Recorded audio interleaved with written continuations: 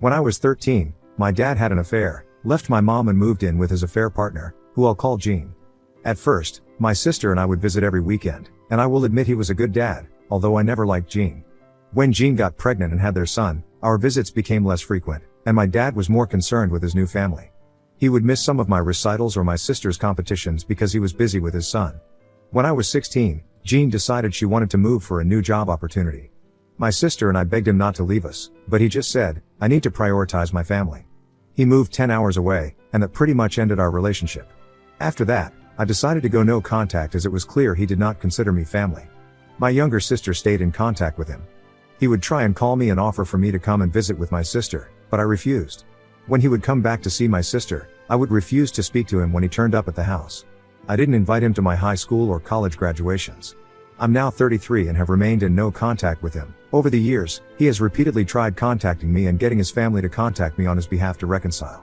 I have avoided family events in case he attended, including my sister's wedding and baby showers. Now, 3 months ago, my dad and his family moved back to our hometown, and he has been relentlessly trying to reconcile. I have received messages from my half-brother and sister wanting a relationship, saying he's a great dad. My dad found out I'm getting married and keeps trying to contact me, even trying to speak to my fiancée. Jean messaged me saying that I have broken my dad's heart repeatedly, that I'm pathetic and should get therapy. I replied back that she was nothing more than a home-wrecking whore and then blocked her. Everyone seems to want me to let him back in my life. I'm sick of all the harassment and accidentally bumping into my dad and his family in town. Whenever I see him, I just walk away and refuse to speak to them. Everyone is saying he's a good dad and tried his best to remain in contact, but I pushed him away. Everyone is pressuring me, my mom, sister, grandparents, aunts and uncles, and even some of my friends. My fiancé has even started saying I'm the for shutting him out. It's all starting to get to me, so Ida? Comments, Zestai Close Sky 1921. NTA but this is going to be brutal if your fiancé doesn't get on board with your pirate ship. Depending on the size of your hometown and how serious he is about pushing this, you may need to consider moving, especially if everyone around you is involved. Dry_sandwich_860, you're allowed to have whatever kind of relationship you want with your father. Did your fiancé have to deal with being abandoned by your dad? Nope.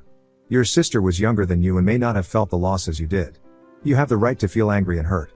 Block Jane. This is the woman who pressured your father to leave your town. She had an affair with him that broke up your family. Your father did those things, too. Neither one of them has any right to tell you how to react or feel. Deadbeat parents love to get back in their kids' lives when the kids are adults and no longer need to be parented, and things are easy. You should feel totally free to do what is right for you.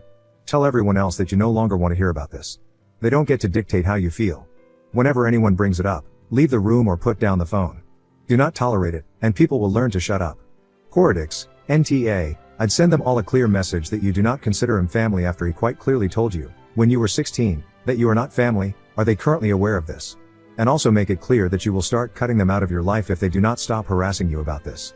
Perhaps just throw them all in a group chat for this so you can send it once to everybody? Your fiancé siding with them instead of respecting your pretty clear boundary is worrying and would make me reconsider the marriage if he doesn't cut it out fast, as that's a massive red flag that doesn't bode well for your future with him. More info, edit. Thank you for your comments. I haven't gotten through all of them, but I'm glad to know that most of you think I'm NTA, which is a huge relief as I thought I was going insane.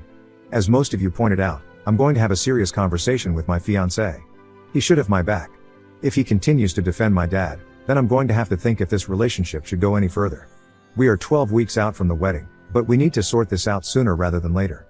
For information, I own a local business, and moving away is not an option.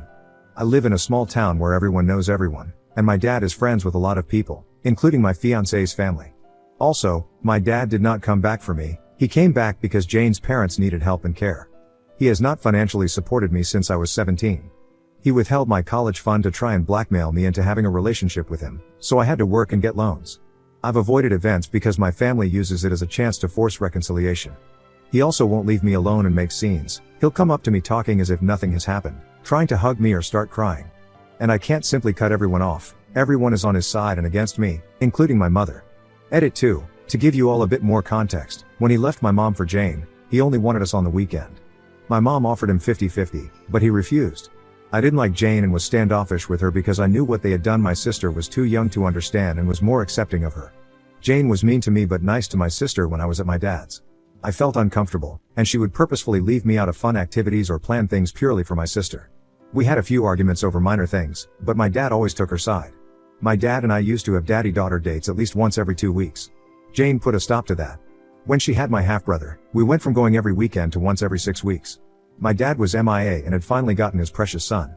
He stopped trying with me. When they moved, I was so upset that he chose to leave us. He didn't want custody, he just wanted us to visit him now and again and speak to him on the phone. Parenting at a distance, so all of his focus was on his new family. When I graduated from high school and refused to invite him, everything blew up. Jane called me some terrible names, and so did my dad. He refused to give me my college fund unless I started being part of the family again. From what I gathered, he spent it on his new family. I'm sick of being the one to miss out on events with my family. I would be willing to be in the same room but not interact or even be civil, but he pushes things and makes it impossible. Update 1. Thank you for all of the comments. Although most seem to be NTA, some were UTA. Some of you gave helpful suggestions, which I am planning to take on board. I have just spoken to my fiancé, and, unfortunately, it has not gone well, but at this point in time, I've had enough and want to run away and never come back. My fiancé knows my history with my dad and Jane. I explained to him that his siding with my father and pressuring me was hurting me, and as my fiancé, he should be supporting me. My fiancé, who I'll call Lou, told me he can't support me in doing something that he knows is wrong. He told me that he had spoken to my father and had an understanding of both sides of the story. He was told that I was standoffish and mean to Jean on meeting her, which put us on the wrong foot. That my dad has tried consistently over the years to reconnect with me, but I have ignored all attempts. That I've upset family members by refusing to attend birthdays, weddings, baby showers, etc., because he was attending. That I walked out of my fiancé's parents' party 3 weeks ago because my dad was there. And that I won't speak and will ignore my half-brother, 18, and half-sister, 14, if I see them. Still, he believes that if we both sat down and talked, we could sort this out and reconcile. I told Lou I didn't want this and wanted no contact and asked why he was even speaking to my father. Lou admitted his father, who is friends with my dad, encouraged him to speak to him and hear him out. Lou told me my dad loved me very much and always wanted to be in my life and has pictures of me. I'm guessing he got these from my family as my social media is set to private. Lou said my dad is heartbroken at the state of our relationship because I was being unreasonable about him moving away when I was young. Lou stated I got on the wrong foot with Jane and that I was not innocent in the breakdown of the relationship. He told me that everyone can see the truth but me and to look in the mirror because I'm the problem. Needless to say, I broke down crying and asked him why he was doing this to me and not supporting me. Lou claims to love me but won't stand by and watch me be a heartless bitch. After he said this, I stood up, told him that he shouldn't marry a heartless bitch and walked out. I'm currently sitting in my car. My phone is blowing up with Lou trying to contact me, but I don't want to speak to him. I feel like I'm losing everything and everyone. I don't understand what is happening. Update 2. Hi everyone, thanks for the comments and for letting me sound off on you, as I desperately need an outside perspective. I know a lot of you are telling me to cut all contact with my family and leave town. That is not an option for me financially, and I would not be able to set up a business elsewhere. All my money is invested in it, and I have only managed to get established recently with a steady income, so relocating is not an option for me. Also, I love my friends and family and don't want to cut everyone off. I love my hometown. I grew up here. This is my life, and I'm not willing to walk away from it. Now, I didn't expect to write another update this fast, but a lot has happened today. So, first, I agreed to meet my dad to talk and try to get him to back off and leave me alone. I asked my mom to arrange it, just him, no one else. I wasn't sure if he would agree to that, but within 15 minutes of her calling, he was at the door. I asked my mom to stay and meditate. I asked him to give me space, to stop trying to get everyone on his side and let me live my life. I told him he stopped being my father when he moved 10 hours away. I told him Jane was mean to me and told him about all the horrible things she had said to me over the years. I hate how he chose Jane and his new family over me, how he told me he had to prioritize them, and how he basically told me I wasn't family. I told him he was an off for withholding my college fund, trying to blackmail me, and then spending it on his new family, and that I hate how I have missed major family events because he attended and would make them awkward. I told him I don't see his son and daughter as my family, and I'm sick of them trying to speak to me and approach me. He keeps making scenes every time he sees me and making me look like the bad guy. He keeps inserting himself into my life, going to my fiancé's family events, going behind my back to talk and sway Lou to his side. I hate how he cheated on my mom and broke our family up and then listened to Jane, who stopped our dates, missed my recitals, reduced contact and was more concerned about his son. He said he loves me and always has. He is never going to give up trying to reconnect, and he has given me enough space over the years. He is done hearing about my life from second-hand knowledge and is not willing to miss any more of it.